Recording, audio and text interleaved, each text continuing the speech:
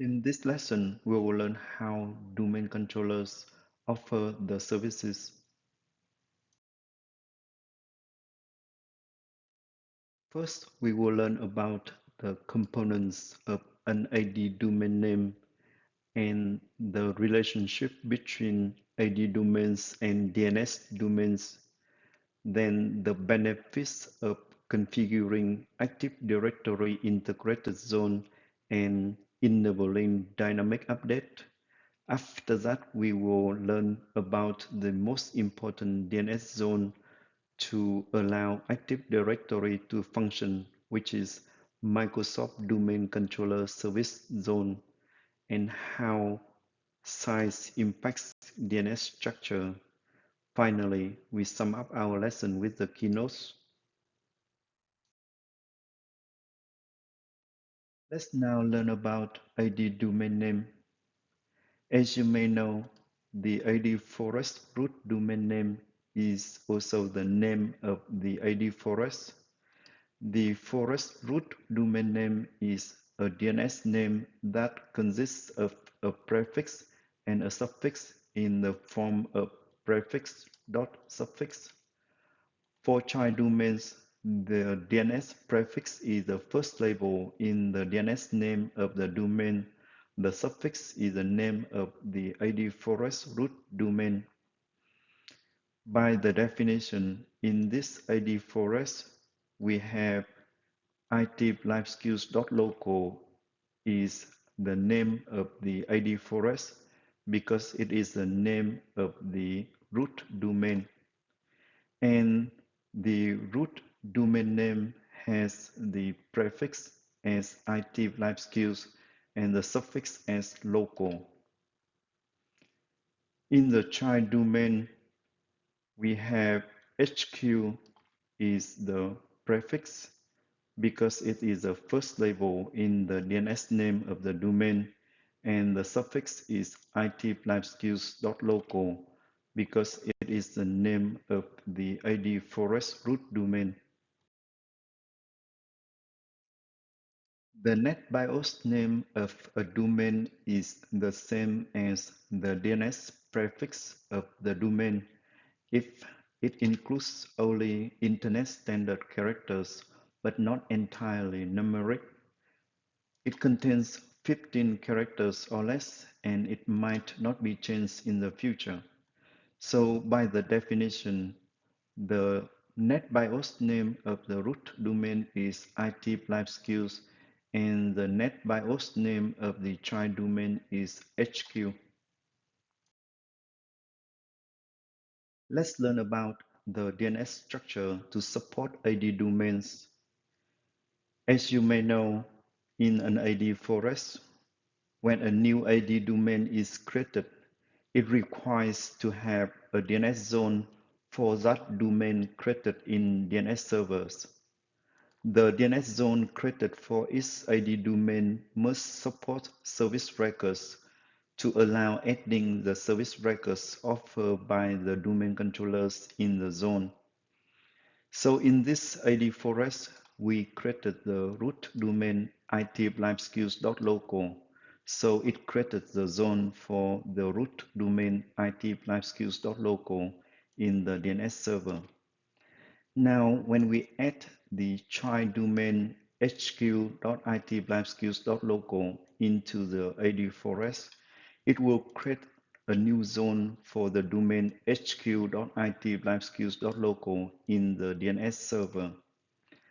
These two zones must support service records to allow SHIPVDC01 to add its service records into the itivlifeskills.local zone and SHIPVDC11 to add its service records into the hq.itivlifeskills.local zone.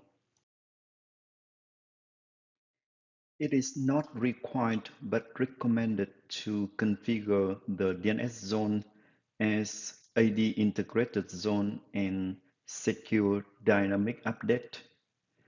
Without ID integrated and secure dynamic update, a set of service records provided by each domain controller must manually created in each DNS servers. Here is how AD integrated zone works. The AD integrated zone is first created in the application partition of the AD database, then gets copied to the DNS server on the DC. The zone also gets replicated to application partitions of AD databases on other DCs, then gets copied to DNS servers on the DCs. Any resource records get created, modified, or deleted from DNS servers will be updated to the AD database, then get replicated to other DCs via AD replication, which then get copied to the DNS servers on the DC. So for the root domain it-skills.local, the zone is first created on the application partition of CPVDC01, then gets copied to the DNS server on CPVDC01. The it-skills.local zone is also get replicated to the application partition on CPVDC02, then get copied to the DNS server on CPVDC02. Now on the DNS server CPVDC01, we create a new A record on the domain it-skills.local.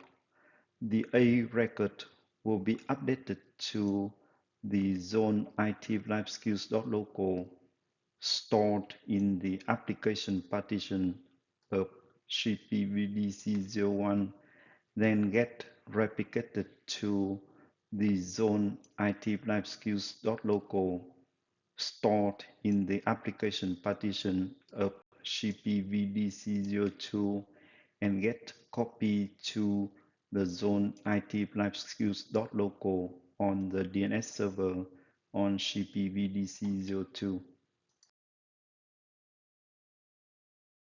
Dynamic update allows DCs to dynamically register service records in DNS servers during the AD installation or at startup to advertise the services they are offering. For example, LDAP records enable DNS servers to provide DNS names of the servers providing LDAP service to any client request, or Kerberos records enable DNS servers to provide DNS names of the servers that run the Kerberos Key Distribution Center or KDC service to any client request. So in this case, if any client request sent to CPVDC01 for LDAP service, it will provide the server name cpvdc01.it/skills.local and cpvdc02.it/skills.local to the client request. The most important DNS zone to allow Active Directory to function is _MSDCS zone. MSDCS stands for Microsoft Domain Controller Services. The _MSDCS zone enables location of domain controllers that have specific roles in the Active Directory domain or forest. The _MSDCS is created as a special zone to store domain controller service records for the DNS root domain.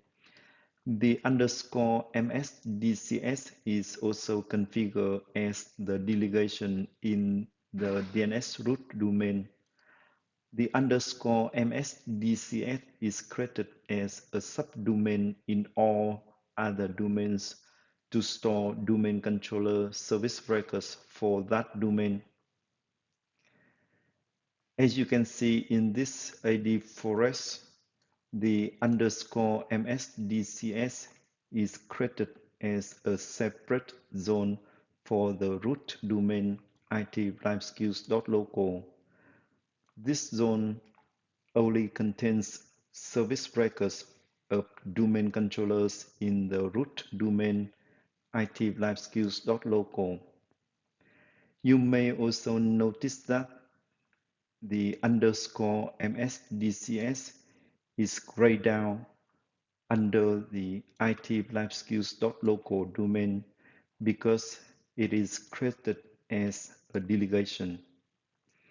In the child domain hq.itlifeskills.local, the underscore MSDCS is created as a subdomain.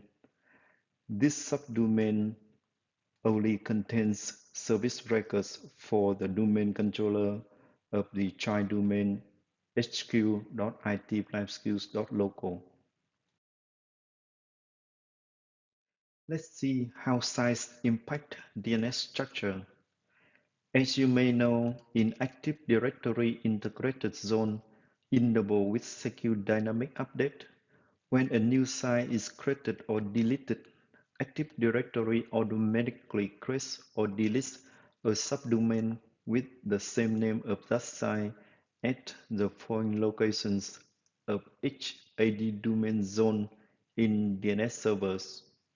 The first location is underscore MSDCS, then DC subdomain, DC stand for domain controller, then underscore site subdomain, then the site name.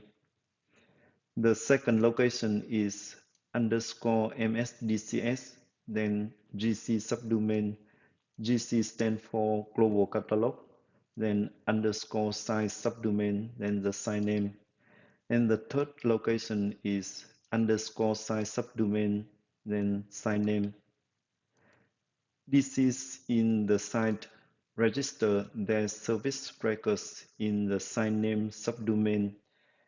If a site does not have any DCs in the sites that has the lowest cost connections to that site will register their service records. This structure allows DNS servers to provide clients with the information of domain controllers in the sites closest to the clients. This is the end of this lesson. Let's read the keynotes.